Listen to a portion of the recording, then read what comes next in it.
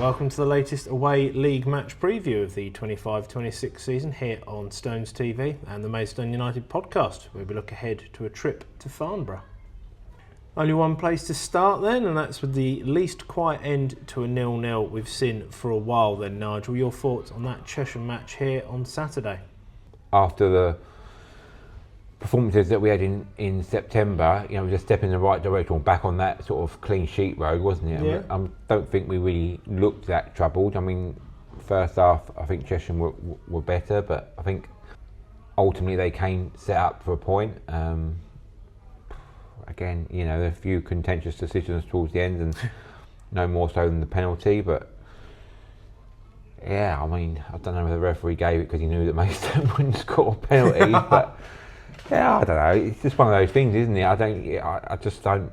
You don't know what the answer is, do you? What George also, I think someone said that maybe changed his mind in the run up, Ruben, to it, but only you know that when when you talk to the people that have been successful in taking penalties before at the club, like Bobby Joe Taylor and Regan Booty, and even Ben Brooks last year, when they questioned, is there a technique? Never change your mind, isn't it? Pick your spot and go for it. And again, you can practice all you like in training, can't you? And you can strike the ball really well, but when it comes down to it, when it's 3 points on the line, as it was in that situation, it's a whole new different ball game, isn't it? It's England, all those years of torment in the World Cups and always missing out on penalty shootouts, but it'll turn. I'm sure it'll turn. It's just one of those things, isn't it? And George said about going back to that, about the sending off as well. Did it change the course of the game? No, because ultimately we probably looked better after the sending off, didn't we? Exactly. Of Cartbow, whether the club's going to repeal it or not, I don't know. It's probably one of those that it's always going to go. It's like in cricket, isn't it? It'll always go with the umpires or the referee's decision. So it's very rare that they would turn that over. But they say it didn't affect the course of the game, and in fact, we probably had a bit more space on the ball, and we was a bit more positive going forward, weren't you? And that was probably due to Ruben coming on and giving us that little bit of impetus. So yeah, it's just one of those that you got to notch up. It's one of those results, isn't it? That if you go lose at Farnborough on Saturday, then it looks a bad result. If you go away and win and get 4 points from that sort of weekend, again, it's just building that sort of undefeated run, and on the back of the Dagenham result again away from home, and you can start climbing that league again, because as many stats put online, we are in a very similar position to what we was last year. Very. So there's nothing across it. I think we had a Tresham draw at home at the start of that run as well. That was Pap's debut first time round, and obviously that was part of the run. Yeah, I mean that's it. You can look at you don't get extra points for scoring draws, do you? You don't get negative points taken off you if it's a Dulles Dishwater game. It's a point in whichever way you look at it, isn't it? So, and it's another clean sheet in the bag. And looking at the positive, I mean Harness made some good saves there, so that's going to boost his confidence and getting. Lex Speedon was back, and he, looked back to his solid best before he had that little injury layoff. So there's certainly positives there, and there's certainly things to work with. But it's like what we said last year, isn't it? Last season, teams are going to come, especially teams like Cheshire, they're going to come in and they're going to, they come with a point and they want to go away with a point, don't they? So it's about them setting up to make us ask the questions, and we're in that sort of transition stage. Papadopoulos's only just come back, and we haven't got that. Carvalho's obviously building his minutes up as well. So these sort of X factor players that are going to make things happen.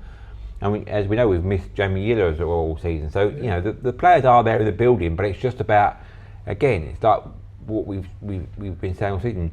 You can't beat being on the training ground and getting these formulas in place. And and we're still looking at additions as well, as what George says. If a good player becomes available that's going to improve us, then I'm sure we'll try and get something done. But it's just where we are. We're just in that sort of and it's the same way every season, isn't it? You have that turnover of players. You're gonna have that sort of bedding in period. Hopefully, it's a point in the right direction. Indeed.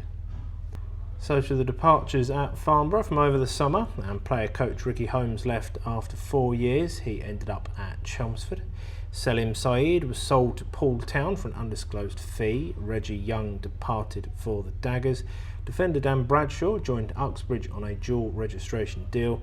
Midfielder Cass Freed-Jones has dual registered with Ashford Town Middlesex after signing from the club's own academy in pre-season.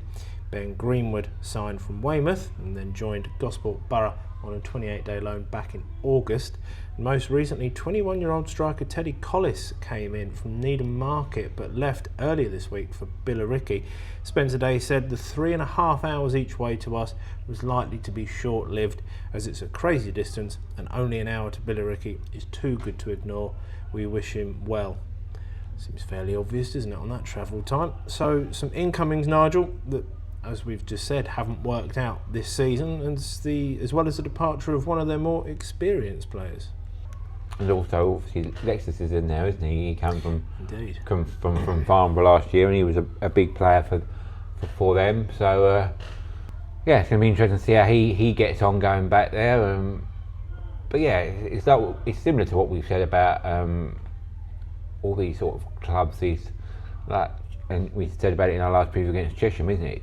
You know, there comes a time when you've been in the league for a few seasons that it's like stick or twist, isn't it? You've got to sort of start, sort of rebuilding the side, but not trying to chuck everything out with the bathwater sort of thing, isn't it? So trying to get slowly, and just trying to get them better players in, and when we look at the incomings and we see what they have, they've done some business. They've done some good business. I mean, Reggie Young there. You said he left, and we come across him at Dagenham on our last away day, didn't we? And it's just all these players, getting that experience at this level to sort of hopefully get you up the table, which is what Farnborough, a club of their stature, would be looking to do. So to their goalkeeper, and Jack Turner is entering his 4th full season with the Borough. He penned a 2-year deal back in February to keep him at the club until the end of next season. He's got 2 clean sheets in his 13 games in all competitions so far this season. So Nigel, it's the same old adage, I'll rabbit on again. Consistent number one breeds consistent confidence in a consistent backline, consistently. Yeah, maybe, but then obviously if you look at that defensive record that they've got, I think they've got the worst defensive record in the league, haven't they? Yeah. So, 2 clean sheets in those, 13 games they've played? So in the other 11 they've shipped, 18 goals in it now, something like that. Yeah. So, I mean, whether that's something they're looking at, you don't know. I mean, obviously he's been there a while as Turner now, so, but maybe, again, it's about having that number 2 as well, isn't it? We've said that before, isn't it? If you've got an up-and-coming keeper or somebody that's going to push the number 1, maybe the lack of that is competition. Yeah, exactly. Competition breeds that sort of confidence, doesn't it? Sometimes. So, yeah, I mean, that's obviously something that they're going to be looking at, and how that whole defensive unit as a whole. Let's talk about them now, then, shall we? So in that defence, right back Luciano Daria Henry re-signed for 25-26. Lachlan Bird signed after leaving Aldershot via a loan spell with Hampton Richmond last season. Louis Lomas signed on a free after he left Braintree during last season. Somalia international Ali Omar signed from Larne. Fullback John Oyenoga returned from Enfield, where he played last season. Fullback Toby Bauer joined on a half-season loan from Charlton Athletic, and Ollie Robinson, not that one, is in his 4th season after signing from Met Police back in 2022, and he ticked past 100 appearances for the Borough last season. So Nigel, there's plenty of National League South experience in that rear guard, but as we've said, hasn't clicked necessarily. No, that's right, and it is about them. It's them partnerships that we talk about in our defence, isn't it? It's that clicking of the partnerships that's going to bring you success. And like you say, they've got the experience there. Bird, say with Aldershot in the National League, and Lomas. I mean, before he went to Braintree, he was at Southend as well. Yeah. So he was one of John Steele's notorious sort of like diamonds in the rough that never really worked out. Whether that's just through their sort of their takeover and that he was just sort of surplus to requirements there, but there's obviously Omar as well. He's come in. He's got experience in the National League with Torquay United in the past, and he's come from the Northern Irish League with Larne, and that's good experience there. But say for whatever reason, it's just not working out at the moment, and it's certainly something that Spencer Day's going to be looking at, isn't he? You can't. It's no way. As we come on to the forward line, and I think they're like fifth top scorers in the league. But if you're not keeping them out at the other end, and you're having to score 3-4 goals a game to win a game, it's not sustainable, is it? So it's obviously something that they will be looking at, I'd imagine. Well, indeed. So in the midfield, an experienced Billy Clifford signed a 2-year deal after leaving Barnet. Jack Young, formerly of Newcastle United and Wycombe Wanderers, he signed after leaving Dorking in the summer. Kai Jennings joined on a half-season loan from AFC Wimbledon. Rennie Smith signed after spending last season at Hemel Hempstead. Young midfielder Connor Harris signed. His experience at both AFC Wimbledon and Aldershot. Attacking midfielder Harry Clout joined from Portsmouth until January. Attacking midfielder Ryan Hughes signed a longer contract after only signing a couple of weeks prior. Attacking midfielder Frank Cater signed after spending last season at Rayners Lane, scoring a remarkable 35 goals. And Aaron Cole is in his third season for the Borough, but is likely out for the season after sustaining a very serious injury at Worthing back in August. Everyone at Maidstone United, of course, continues to send their best wishes to Aaron on a speedy recovery. So Nigel, some real talent in this midfield, plenty of non-league experience, along with some youngsters from the EFL. Yeah, again, it's like we were saying about defence, isn't it? Billy Clifford there, I think he was sort of another one that was come through the Chelsea academy and was really sort of like up and coming, and I think he played with a lot of the Chelsea players of that generation that's gone on to achieve a lot of stuff, but for whatever reason he's dropped down the pyramid and had experience in the National League with Ebbsfleet, and he was one of those signings actually in the summer when they announced the signing, and you think that's a good signing there, and it's just about finding that formula, isn't it? If there was a magic formula, not everyone's going to have cash to splash, and even that's not the formula. Sometimes it's just about working within your means and working to your budget, and and they've done that quite well this season with the names, and we'll say the same again for the forward line when we get to them as well. Yeah. The names they've got in, absolutely. I think on the budget they've got is going to be comparable to Maidstone's and other sides in that bottom half of the division, let's say. I suppose as well, you look at those names and maybe sometimes it's sort of like a little bit of square pegs in round holes situation. It's we've said it with in other previews. It's all right going out and signing players. It's not FIFA, is it? You can't just go, I'll have him because he's available, and I'll sign him because he's mates with him. But if you're not performing, you're not linking up with your teammates. You could just be the best player on earth, but if you're not getting the ball, you're not doing anything with it. And you're attacking minded, and all the time you're having to defend all the time. It's just not working, is it? Or and vice versa. If you're a defensive player and all the teams are just attacking through you all the time, it's going to be difficult, isn't it? So again, it's all about that balance, isn't it? And all teams are trying to find it, and if everyone knew the answer, then well, they'd all be first, wouldn't they? Of course, exactly. So it can only be one, isn't there? The Highland always used to say it can only be one. So. So up front, and striker Mason Bloomfield returned. He scored 6 goals in 3 pre-season games. Forwards Rakesh Bingham and Dominic Polion both signed from Ebbsfleet. Winger Hakeem Sandar signed on match day 1 after leaving Colchester United's under-21 side. He was on loan most recently at Walton in Hersham. So Nigel, some returning home and others returning to the National League South. Your thoughts on Farnborough Strike Force? Exactly, Dominic Polion's in there as well. He's not mentioned him. He last time he was at this level for Ebbsfleet, he was like top scorer, wasn't it? I mean, like 40 odd goals, or close to that. Anyway, so all these players we've come up against before. Mason Bloomfield. When he was at Hampton Richmond, he was a thorn in our side, wasn't he? When they beat us a few seasons back, and you've got Rakic being all right. I know he's a little bit sort of like has a bit of an injury worries of late, but he's a good player. And I think it was that absolute game when we won that game, that 3-2 game. Was it? He was that first 20 minutes, him and Polion.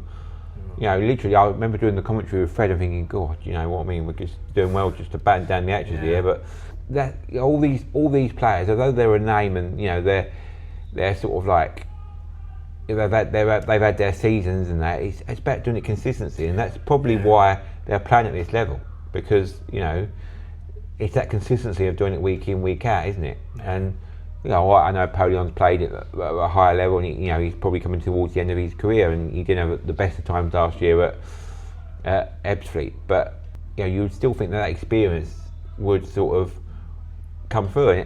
And to be fair, like we said, it hasn't been too bad going forward. It's 5th top scorers in the league.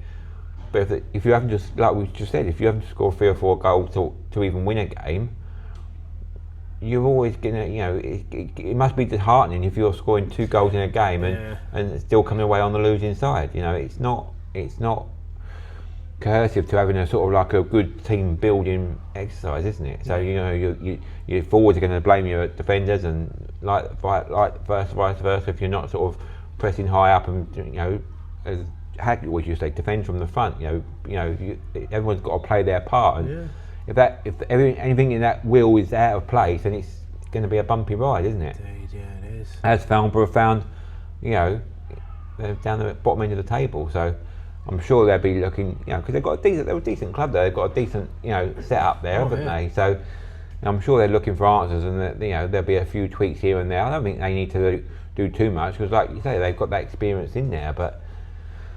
They'll just be trying to find that winning formula that all these teams down the bottom that were expected to do quite well are trying to find at the moment.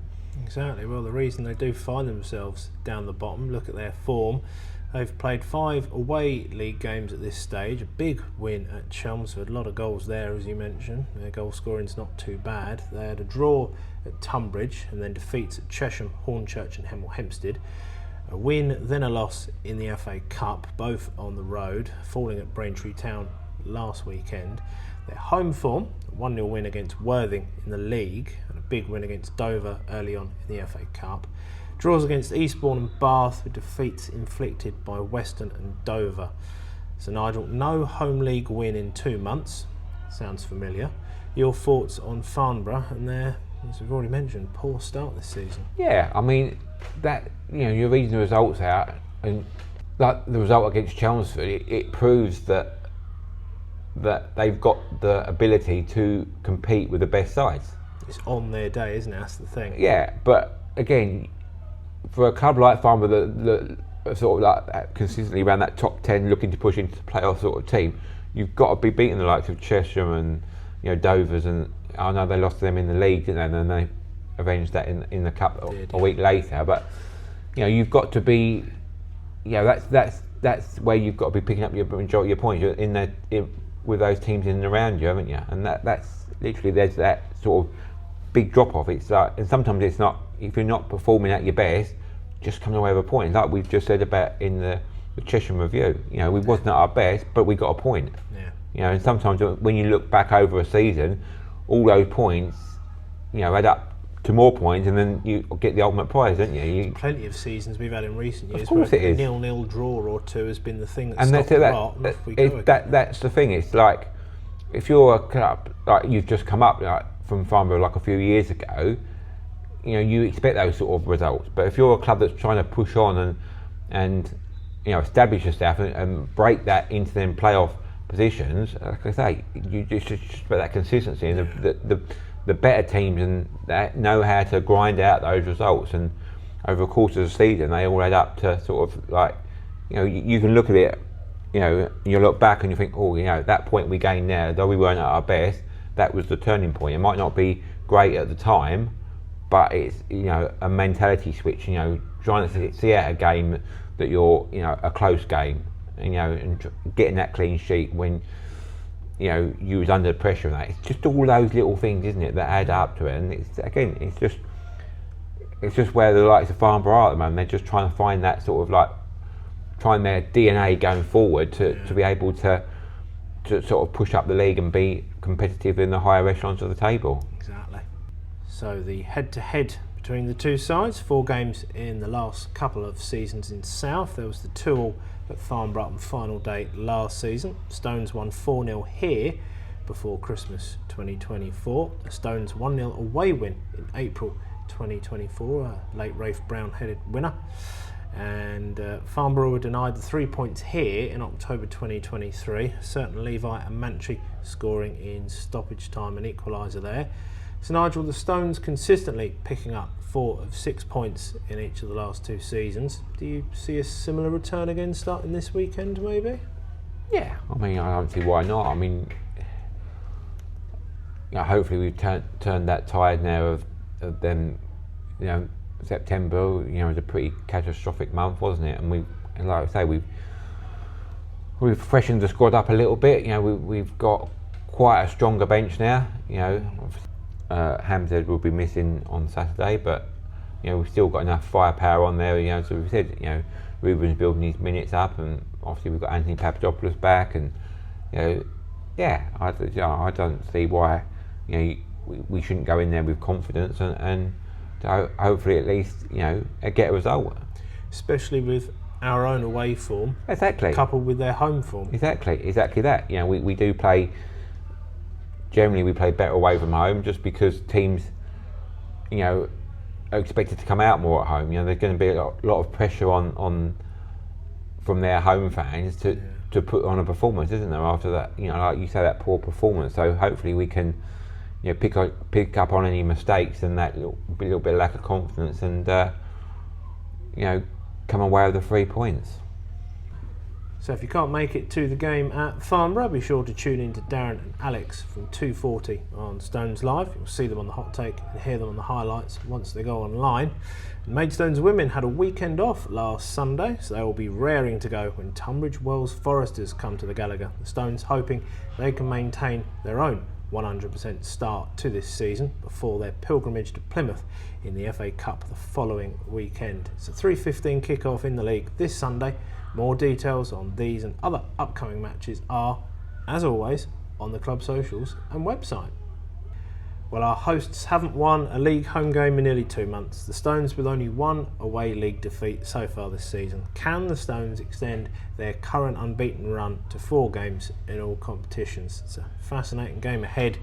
Our thanks to you out there, as always, for watching or listening to the latest preview. Like and subscribe on YouTube and wherever you get your podcasts. Just search for the Maidstone United podcast. See or hear you for our next preview ahead of the next home league game, the usual midweek clash, as always, against Eastbourne. And as always, come on, you Stones!